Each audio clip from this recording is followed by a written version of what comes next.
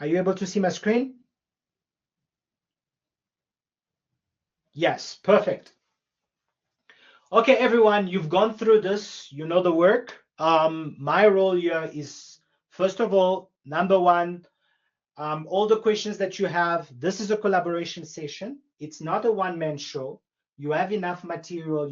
You have enough lectures, enough theory to read, and all that. This is more supposed to be a collaboration session where, if there are sections of your reading that are difficult, you're not understanding, feel free to raise your hand and let's go through them, okay? Just to give a bit of structure to our session, as you can see, the role of the financial manager will be more of an overview learning unit. It is important, and I will show you that there are many sections that are going to come into your test. They are going to be in your test and in your exam. And actually, the questions were already given to you. Sometimes you don't even need to guess what the question would be for your test and your exam, because it will definitely come from your textbook, which is crazy. All right. Okay. So the purpose of it is they want you to read the textbook. You read the textbook, you would have enough knowledge that are required from you. Okay. And so for learning unit 1, as you know, we look at the objectives of the business, the role of the financial manager, right? You have financial planning and analysis. The financial manager is also responsible for investment decision, for the financing decision. You read all that, right? Cash management, you read all that, okay? Beyond that, beyond relationship management, dividend decisions, risk management, all those things, right, is very important. Is definitely a very important person. And especially in your case as entrepreneurs, you don't have the luxury actually to employ a financial manager for your business. You are going to be the financial manager. And even if you were to employ a financial manager, how would you know that actually the financial manager of your business is really acting in line with the objectives of your business, right? So you need to have financial knowledge. You need to be financially literate to be able to succeed as an entrepreneur. You would agree with me, okay? Why am I saying that this is the most important thing? I said it last time when we met, guys. I said money talks, right? There's just no way you're going to succeed in your business unless maybe you say it's not for profit. Well, but even if it's not for profit, would it deal with money? So there needs to be an understanding, okay? And we will touch on the ethical considerations of financial management, right? The agency, relationship, and problem. Very important. Few concepts. And that's what I like about finance, is that if you read, it's just few concepts. If you don't understand a particular section, chat with me. Tell me this section I don't understand. It's difficult for me to comprehend. We go through it. But it's an easy read. And I'm telling you this, you have the best book for this. It is the best book.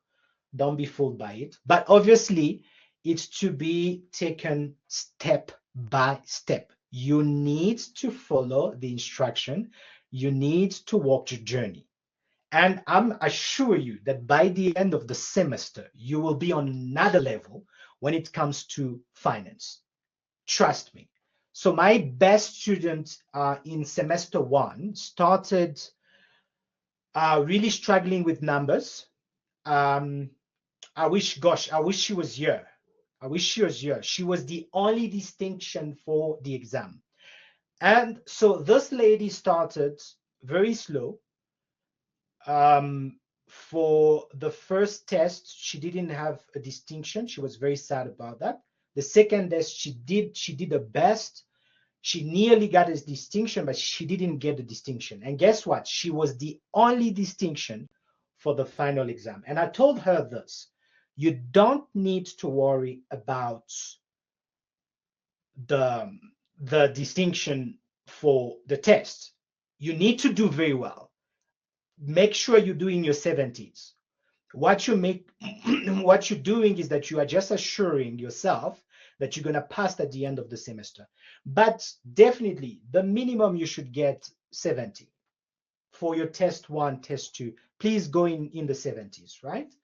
But don't be battered too much that other people will ace it. They will have 90s and all that, only to come to the final exam, which is going to be a written exam on campus.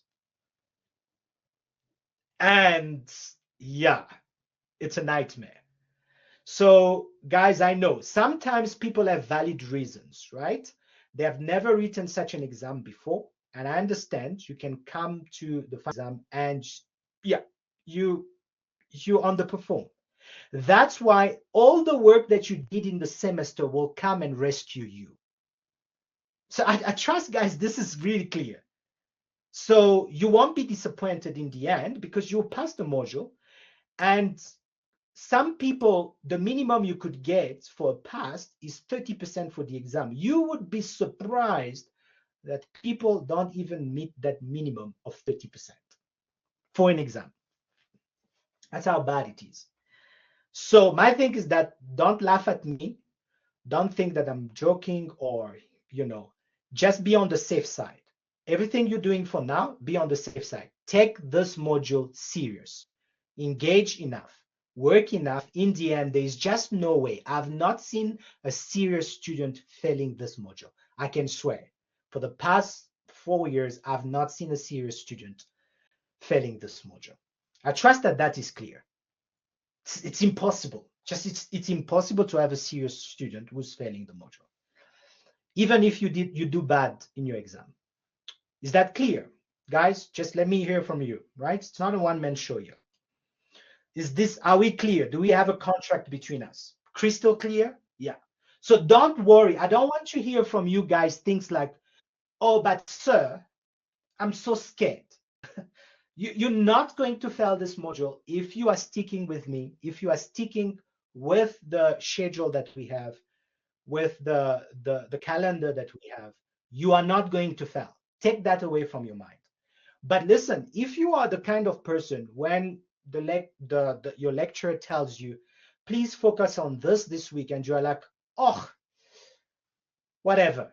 If you are that kind of student, well, you just need to be sure that you are in really, really serious trouble, because this is not that module you can play with, right? A theory module, you can write stuff and still get some marks.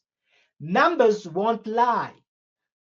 That's also one of the things you need to remember, is there is no much theory to write on. It's a numeracy module. And numeracy module, it will show. If you don't know what you're doing, you are going to fail, and miserably. So don't play with this. This is not that kind of module. I'm not going to say, oh, well, she wrote 10, the answer was 12. So get 1 mark. It's not going to happen, right? But I'm going to follow, how you working, the steps that you're following. I'll give you marks because I can understand the student knows what she's doing. You can see by the steps, by the process, I can clearly see a student who understands. But I also can see someone who does not know what they're doing, right? So that's why you need to stick. So I'm done. I'm not going to repeat this ever again from the very beginning, from the get-go. I give it to you what it is. And we agree on the contract. And trust me, in the end, you will laugh. You'll be happy that you passed this module, right? But it is the most important. Why is it the most important? I mean, this tells you from the very beginning, from the introduction, that all departments somehow have to look to the finance department, right? Whether it be marketing, personnel, manufacturing department, they need to interact with the financial department, right? Why? Because they need to ensure that the running operations of the business run smoothly and that there is enough money for those departments to meet their key objectives. That's why finance is important. And it is led by who? None other than the financial manager. However, you know that there are different kind of companies. Like I said, especially as an entrepreneur, you as an entrepreneur should understand that not all companies will start with big capital or budgets and all that. So you, as an entrepreneur, will have to fill that role of a financial manager for your own business, for your own venture. And so that's quite interesting.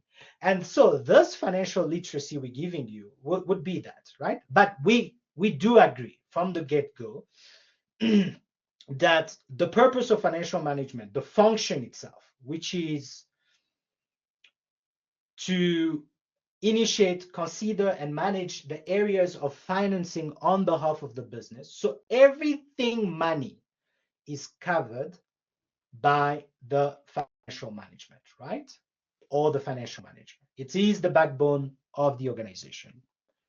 Like I said, there, like you can see there, highlighted to you, without it, other areas of the business will not be able to operate. So I trust that that's clear. So they are objectives of the business. And here we don't need to spend too much time. You read this, but two important things that will come in your test. They will always ask you, because they want you to tell the examiner if you understand the difference between these two things, the profit maximization and the wealth maximization. Okay? Guys, any questions that you have on this?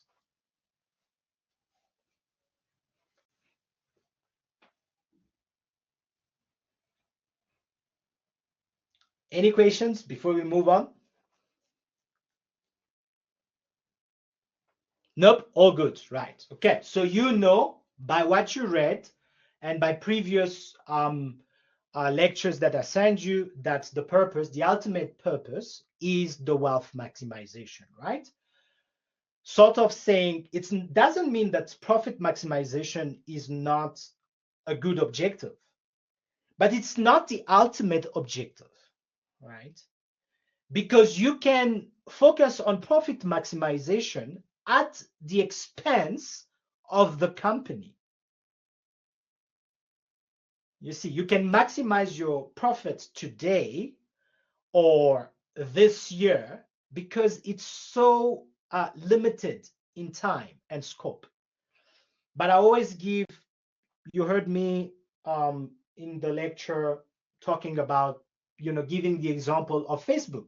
We all love Facebook, right? But when it started, it was nearly not making any money. But the first investors of Facebook today, they are all billionaires.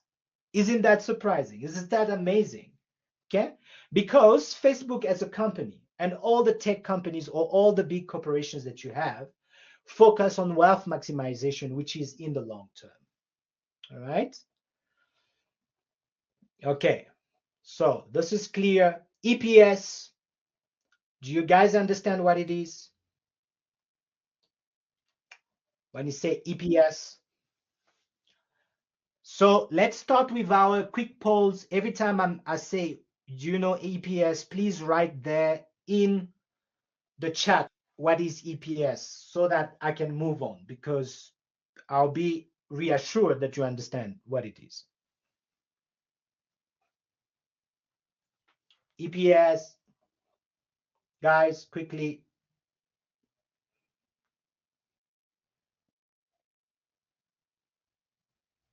Yeah, blessing. Not I think.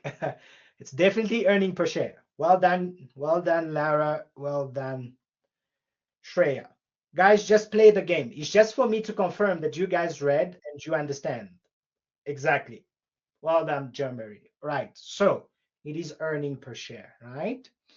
It is a good indicator, like I said here, and there is reason to it. It is a good indicator of future return, right? EPS, earning per share, right? And how do you get it? You take the earnings, but remember, this module is the overview. But every single concept that we are touching on, you do not need to worry much. There will be a chapter in your textbook dedicated to going deeper into each and every concept. So you don't need to worry much. But you do understand that there is the earning, the profit that the company is making, right? And we're going to divide that profit. The net profit, we're going to divide it by the number of shares. That's what EPS means, earning per share, right? Unfortunately, it does not take into account the time value for money and the risk. So it's not a reliable tool when it comes to wealth maximization, because when it comes to wealth maximization, we are more going to look at the share price. The share price is a fantastic tool, and you will hear quite a lot about it, because remember, it shows the expectations, how people view that particular company, right? Okay, so, and don't worry, in the next chapters we'll go deeper.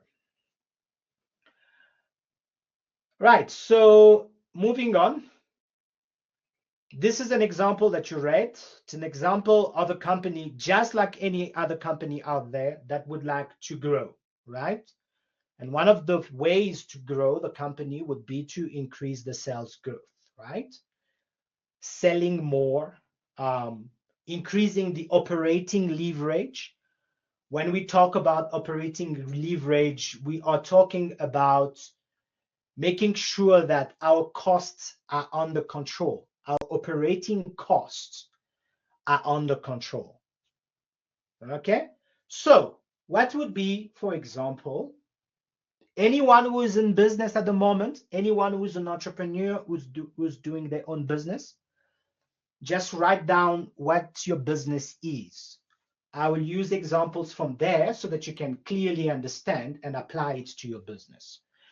Last semester, I had one of your colleagues who was, selling cell phones, for example. That was a brilliant business. Anyone in business at the moment, not yet, or planning to do a business, just write it down. It's very important so that I can relate to you. Yeah, not own business, but work directly with an entrepreneur of a business building industry. Amazing, Jesse. I like that. Blessing, wonderful. Beauty boutique and supply. Not yet for Lara. No problem, no problem. Shreya planning, wonderful. For example, beauty boutique and supply, right? You are into the beauty industry, right? You buying beauty product that you are reselling, or maybe you might be yourself actually manufacturing. I don't think you are manufacturing, Blessing. You can always correct me, but Marty, for composting business. Oh, Blessing, you manufacture. All right, guys, I love you guys. I love you guys. We're going to have a very, very good time.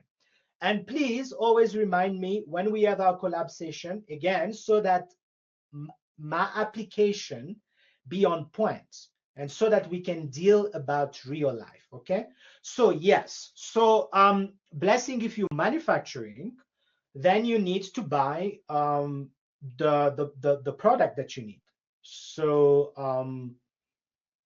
those will be your raw materials. You're going to need some raw materials. You're going to buy those raw materials and you're going to manufacture. You're actually going to produce a product. You see what I'm saying? So, but you're going to be also in charge of selling. Okay, so the sale growth, X time, whatever you're producing, you need to sell it times the price in order for you to get your revenue.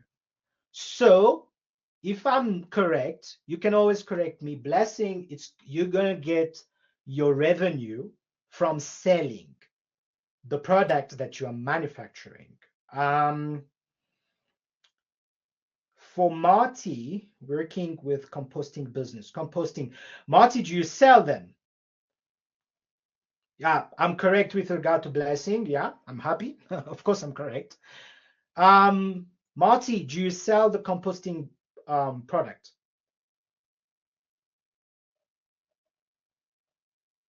Make and sell, same situation, right? So you're gonna need to sell them times price, and for you to increase your growth, you need to sell more. So selling is definitely, it's definitely there. When we're talking about building, for example, Jesse was in the building industry, you're gonna need to build and then sell. Do you also sell, Jesse?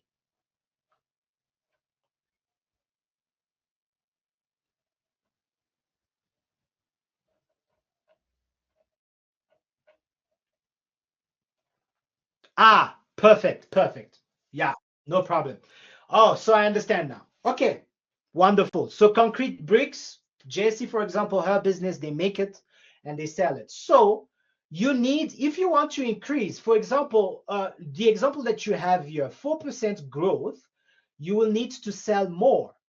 But guys, just selling more does not convert into profit, because you can be selling more, getting more revenue, but you're also spending too much. So you're spending, your expenses might be out of control. There's only two possibilities here, and that's why I put this, but you saw it in the lecture, right? Revenue minus cost equal profit, all right? So what that means is that in order for me to make sure that I get a lot of profit, I need either to increase this one, but making sure that the cost also doesn't, I need to control it. I need to control it. Okay? So if I decrease the cost and I increase the revenue, I am guaranteed that I'm going to get more profit. So that's a good strategy, for example. And all of you can understand that. All of you can understand that, right? Because what we wanna avoid, what we wanna avoid is not getting a positive profit. So if we are making a loss, which is a negative profit, right? That's not good for business. So that's true. Blessing is saying, I see when running specials. Oh, exactly. And we're going to touch on that. So we're going to have the real life examples touching on that. When you are running specials, there are more sales, but the sales don't guarantee more profit. Exactly. And there are examples that we're going to touch on. Exactly touching on that. Okay, guys. So again, remember, this is the overview, but it's just to give you already some of the ideas so that you know that whatever you're going to be studying, we're going to be doing practical things and calculations to prove these things, right? So per 4% growth, we need to look at our operating leverage. Financial efficiency is very important. For example, we need to minimize, like I said, we need to minimize cost. Reducing the tax that you pay for a business is very important. And that's why you need to make sure that you are not cheating SARS. That's not a good way to reduce your tax. Sorry. No, it's not cheating, but you must always look at, there are many things that will benefit you in terms of tax, right? That's why employing a tax professional to look at your tax, to show you where you can reduce your tax and so on.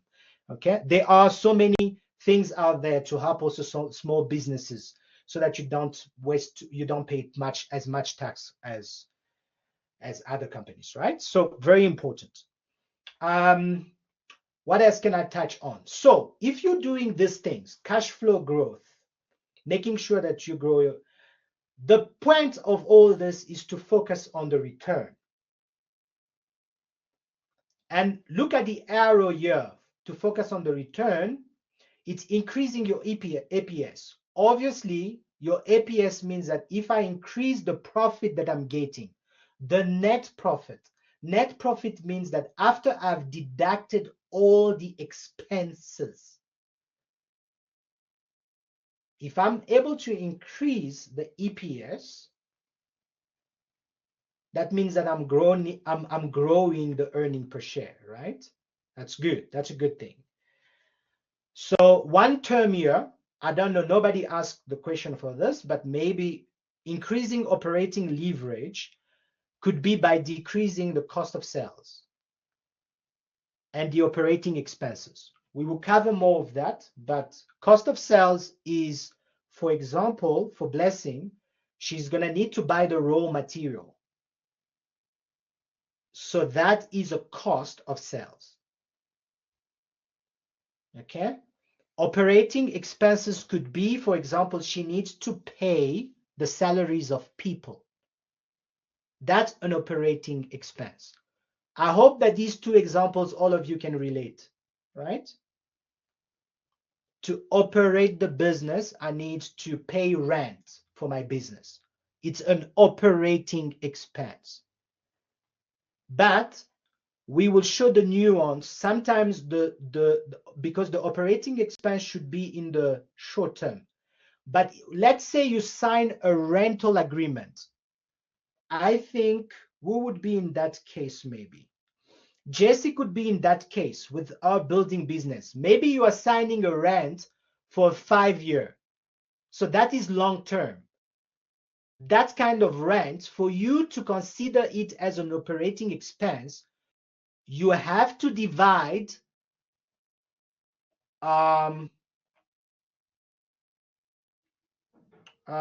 just reading one comment from Jesse. I've noticed that we buy certain items in bulk at some suppliers. We get lower prices per item, which in return lowers cost of good. Exactly. And better profit in the final product. Exactly. And we're going to touch on examples like that. I guarantee you, we're going to touch everything. Going to cover everything. But so for the rent, like I was saying, guys, you need to look at the rent within the short term, which is, for example, a year. But sometimes for industrial businesses, you're signing a rent for 5 years. So you will need to take the rent for 5 years, divided it by 5, so that you can get the actual rent for the year. That you can consider as an operating expense. So I hope it's clear, right? Because we're going to be looking at financial statement and you will understand everything, because that will always be in your mind wherever you go. I'm going to make sure you understand that. So for example, the income statement, it's going to be the revenues minus the cost of sales will give you the gross profit. Minus the operating expense will give you the operating profit. But we will touch on that. No worries for now. Relax. It's not that difficult. Okay, so let's move on to the role of the financial manager. So what does he really do? Remember, guys, I told you that finance is broad and there are different branches of finance.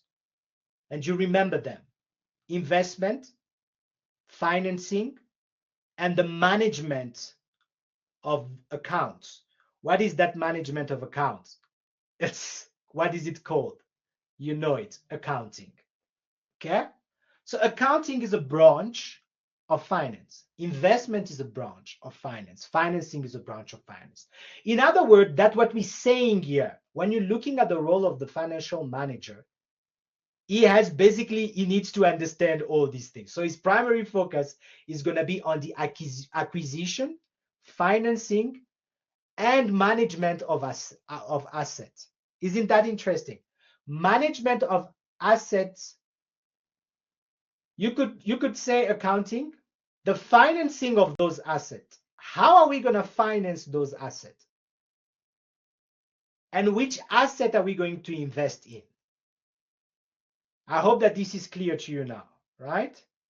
It's very simple. Let it not complicate you. It's simple terms they're saying. So he needs to you need to understand these branches of finance, okay? Any questions there? Managerial accounting. And this would be financial accounting or touching on financial accounting. So basically, the two fall under accounting. So Jesse, we can look at accounting again and subdivide it into two. So those two are not, they are being done at the same time. The managerial accounting will be more directed internally. Financial accounting will be more directed externally.